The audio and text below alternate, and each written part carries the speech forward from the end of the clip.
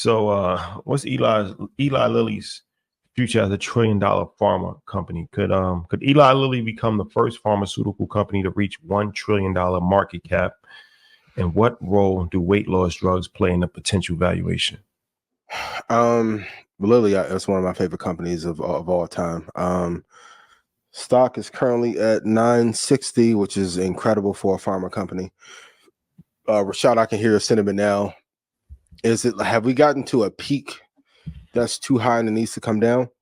At some point, yes, but with the weight loss market being so hot and then being one of the leaders in it, hopefully they'll split at some point, because if they crack above 1,000, I think it would be too pricey for the average investor.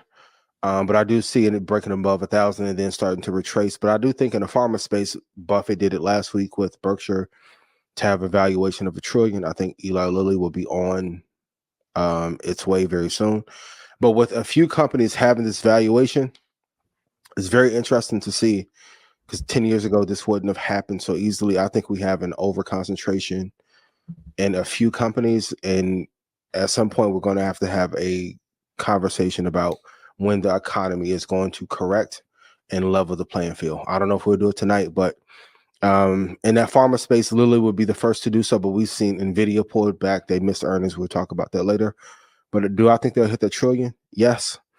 Are they overdue for a pullback?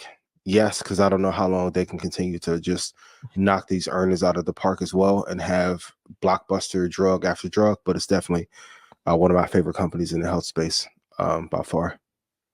I think the answer is yes on the first question. Do they hit $1 trillion? I think so. As far as when you talk about pharmaceutical companies and those that are groundbreaking and creating new drugs that are just, they're phenomenons at this point, right? Like when we're talking about Ozempic, we think weight loss, but Mounjaro, I mean, obviously we know that was for diabetes. What they've come back with is Zepbound and Wegovy.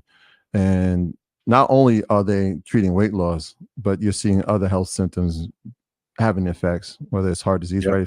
If you treat obesity, other diseases will obviously, or health care concerns will decrease as well. Heart attacks, heart disease, cardiovascular disease.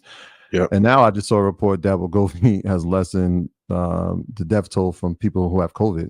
Yeah, I saw that. That was an interesting study. Like, what? Yeah, I don't know what the correlation is, but shout out to the investor relations team for putting that together.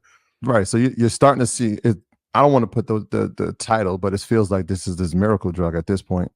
The interesting part is that I think there's still growth. When you talk about these drugs, they're still injected. When the pill form comes, you're going to see an uptick. They're not here if yet. They are able to pull that off. Right. So that from an optimistic standpoint, if they haven't created the pill form yet, which will obviously have more mass production, we'll have more pharmaceutical companies, we'll have more prescriptions. That'll be an uptick. So the $1 trillion mark is within reach now. I think it's over, the valuation is like 890, maybe 895.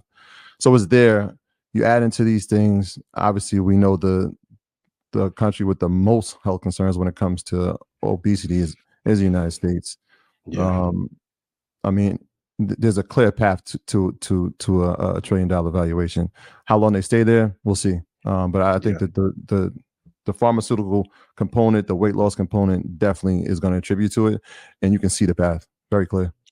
Yeah, and if they make headway in the Alzheimer's space with that drug, I mean, talk about dynasty. I mean, think about it, in 2020, they're at 148. I think when we started the show, 130 or 148. Now they're almost at $1,000. Like, some attributes of the company that I do love.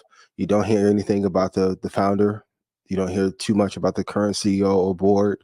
They've never signed anybody breast at a convention. They just do the work. Shout out to Jensen, but I'm like, that's when things start to go a little bit awry and Blackwell and get delivered. Amazing company. Shout out to everybody in Indianapolis who may be working at the monopoly, but they are going to outperform the market for a long period of time for sure. One of my favorites in Stock Club for sure. Yeah, and that pill process, it takes a while, right? So that's not something that's going to happen right away. It may take 6 months, it may take 12 months, but you can see that that's definitely the road that's just going. Rather than people injecting themselves once a week or daily, if people could just take a pill, it would simplify it. So The entire Bronx is gonna look like Ice Spice if they get that pill form going, yo.